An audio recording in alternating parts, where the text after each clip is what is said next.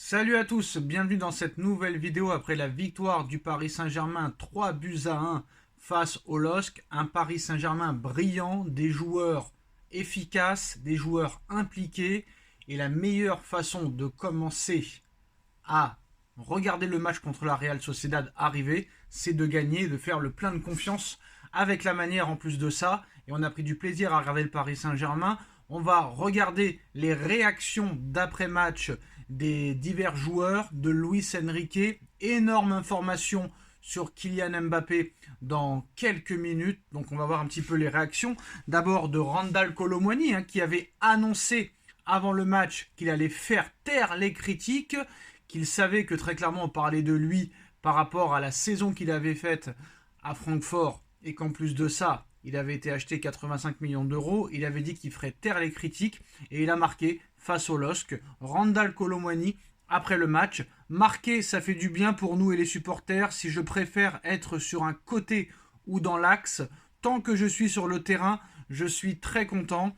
On se sent de mieux en mieux au fil de la saison. On se rapproche des moments importants. On travaille très bien pour répondre présent. On a fait une bonne prestation. On est très fiers de nous. C'était un très bon test pour mercredi. On va bien se préparer maintenant. Voilà la réaction d'après-match de Randal Kolo Muani qui a été buteur au micro de Canal+. On passe à Danilo Pereira qui est en train de se faire une place en défense centrale, sûrement titulaire mercredi soir face à la Real Sociedad. Danilo, réaction d'après-match qui nous dit un casse-tête de composition d'équipe pour Luis Enrique mercredi.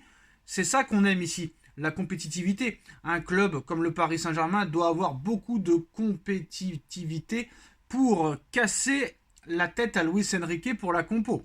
Alors c'est marrant, Donc je cherche tout le temps à faire un bon match et être là pour l'équipe. C'est un match difficile, c'était un match difficile contre une équipe solide. Après le but concédé, on a fait un très bon match. Et c'est ce que tout le monde a pu remarquer ce soir. Luis Enrique, l'entraîneur du Paris Saint-Germain, qui nous parle de cette victoire contre Lille, qui nous parle du match de mercredi soir face à la Real Sociedad et l'état de forme de Kylian Mbappé. Alors, comment sentez-vous le match face à la Real Sociedad d'une échelle de 1 à 10 ? Comment je sens le match de mercredi sur une échelle de 1 à 10 ?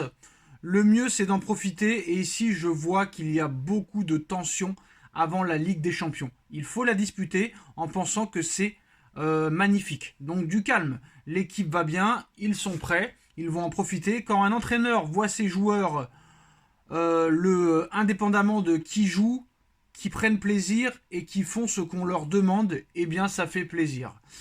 Donc Luis Enrique assez confiant mais assez tranquille quand même, assez calme sur ce match de mercredi. Luis Enrique sur le fait que Kylian Mbappé n'ait pas joué contre le LOSC.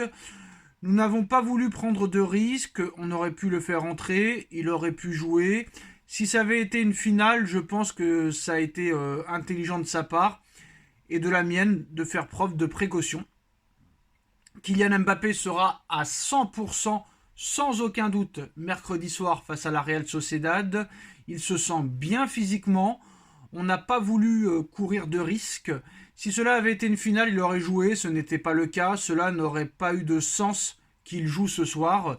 Pour l'absence de Marquinhos dans le 11 contre Lille, Lucho a expliqué qu'il avait reçu un coup contre Brest en Coupe de France en milieu de semaine. Donc aucun risque pris. Donc ils n'ont pas voulu prendre de risques. Donc voilà, en ce qui concerne les réactions d'après-match des protagonistes, des différents protagonistes et différents joueurs du Paris Saint-Germain. Donc totale confiance pour le match de mercredi soir face à la Real Sociedad qui est en pleine crise à l'heure actuelle. 4 matchs en victoire, 4 matchs sans marquer. Le PSG a le plein de confiance, beaucoup de blessés du côté de la Real Sociedad, donc il n'y aura aucune excuse pour faire un grand match mercredi soir dans un Parc des Princes en feu. On va revenir sur le petit moment marrant avant l'énorme information sur Kylian Mbappé. Le petit clash d'avant-match entre les meilleurs amis du monde, Achraf Hakimi et Kylian Mbappé. Mbappé qui menace Achraf Hakimi, ou plutôt Hakimi qui menace Kylian Mbappé, chacun fera son pronostic. Hein. Quand Mbappé menace Hakimi de lui mettre un coup de tête, le Paris Saint-Germain, comme vous le savez, vit bien. En ce moment, le groupe vit bien. Les deux Parisiens ont livré une séquence amusante dans le couloir du Parc des Princes, peu avant le début de la rencontre. Lorsque le Marocain a demandé à Kylian Mbappé de lui tenir son chasuble, ce dernier l'a gentiment taillé. Lui, il croit trop que je suis son assistant. Tu vois, c'est ça le problème. Il a dit ça à Marquinhos. Je vais te mettre un coup de tête, tu vas voir, a également ajouté Kylian Mbappé, sous le regard d'un Achraf Hakimi, tout sourire. Donc c'est cool, le groupe vit bien, et ça c'est très bon signe pour la suite des événements. Et toujours le dossier Kylian Mbappé, comme vous le savez, le Real Madrid s'est imposé facilement dans le choc de la Liga hier face à Girone, 4-0, avec des doublés de Jude Bellingham, but de Rodrigo et de Vinicius Junior, triple passe décisive pour Vinicius. Donc Carlo Ancelotti a été interrogé sur l'avenir de Kylian Mbappé et Ancelotti a répondu très sec. Voilà, Mbappé n'est pas un joueur du Real Madrid. Donc alors que Kylian Mbappé est plus que jamais proche du Real Madrid, comme tout le monde soi-disant le dit, alors que Rodrigo a cordialement répondu à sa future association avec Mbappé, l'entraîneur italien Carlo Ancelotti continue de botter en touche pour rester concentré sur ses joueurs actuels. Vous continuez à m'interroger sur un joueur qui joue pour une autre équipe. Nous avons déjà les meilleurs joueurs du monde ici. Vinicius Junior est le meilleur joueur du monde. Jude Bellingham est le deuxième meilleur joueur du monde. Rodrigo est le troisième meilleur joueur du monde. Toni Kroos, Federico Valverde, Eduardo Camavinga sont les meilleurs joueurs du monde aussi après. Alors, a déclaré l'entraîneur italien. Donc le message, je pense, est passé. Donc à l'arrivée, Ancelotti n'a pas vraiment besoin de Kylian Mbappé quand on l'écoute. Très clairement, c'est très clair. Et ça fait des années qu'on lui pose la question, donc voilà. Donc je pense que l'histoire est claire, le message est passé, et je continue à dire qu'il n'y aura pas de Mbappé au Real Madrid.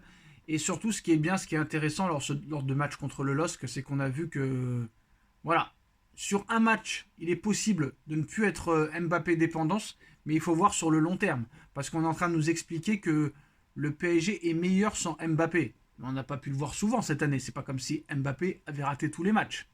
Très clairement. C'est vrai que contre Marseille, quand Mbappé est sorti, ça a commencé à bien jouer.